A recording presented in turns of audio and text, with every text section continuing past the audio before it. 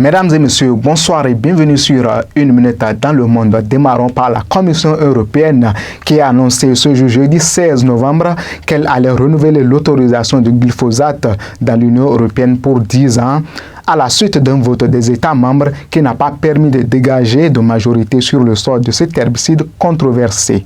Conformément à la législation de l'UE et en l'absence de la majorité requise dans un sens ou dans l'autre, la Commission est tenue d'adopter une décision avant le 15 décembre 2023, date d'expiration et de la période d'approbation actuelle, a expliqué l'exécutif européen. Dans un communiqué, la Commission, en collaboration avec les États membres de l'UE, va maintenant procéder au renouvellement de l'approbation du glyphosate pour une période de 10 ans sous réserve de certaines nouvelles conditions et restrictions. Un mandat international émis contre le président syrien Bachar al-Assad dans le viseur de la justice française. Des plaignants ont annoncé hier, mercredi 15 novembre, qu'un mandat d'arrêt international a été émis mardi contre le président syrien accusé de complicité de crimes contre l'humanité pour les attaques chimiques perpétrées à l'été 2013 en Syrie.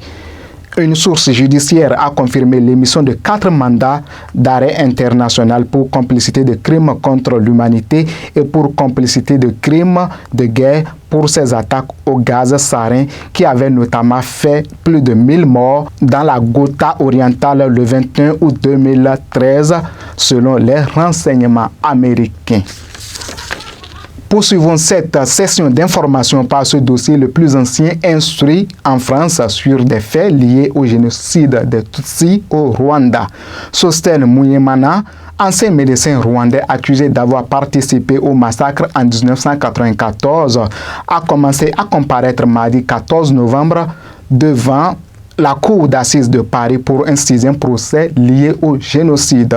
Cet homme retraité âgé de 68 ans est jugé pour génocide, crime contre l'humanité, participation à une entente en vue de la préparation de ces crimes, ainsi que pour complicité et en cours la réclusion criminelle à perpétuité. Il conteste les faits. Appelé à la barre mardi en milieu d'après-midi pour évoquer son parcours de vie, le sexagénaire a exprimé sa compassion pour les familles de victimes. Je cite: « C'est la première fois que j'ai l'occasion de m'exprimer publiquement depuis le début de cette affaire et c'est aussi le moment de penser à ces familles », a-t-il déclaré. Terminons par la République démocratique du Congo qui s'apprête à organiser ses élections générales. Le 20 décembre prochain, 44 millions d'électeurs sur les 96 millions d'habitants que compte le pays sont appelés à élire leur président, mais aussi à renouveler leurs députés et membres des assemblées dans les 26 provinces congolaises ainsi que les conseils communaux.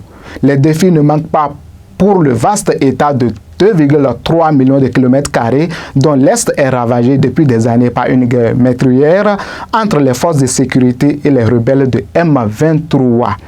Les organisateurs du scrutin espèrent par ailleurs éviter les écueils des dernières présidentielles entachées par d'importants problèmes logistiques, retards et accusations de fraude. Ces élections avaient conduit à la première transition pacifique dans le pays depuis l'indépendance entre Joseph Kabila et son successeur Félix Tshisekedi qui concourt aujourd'hui à sa réélection. Ce sera tout pour aujourd'hui. Merci de nous avoir suivis. À demain.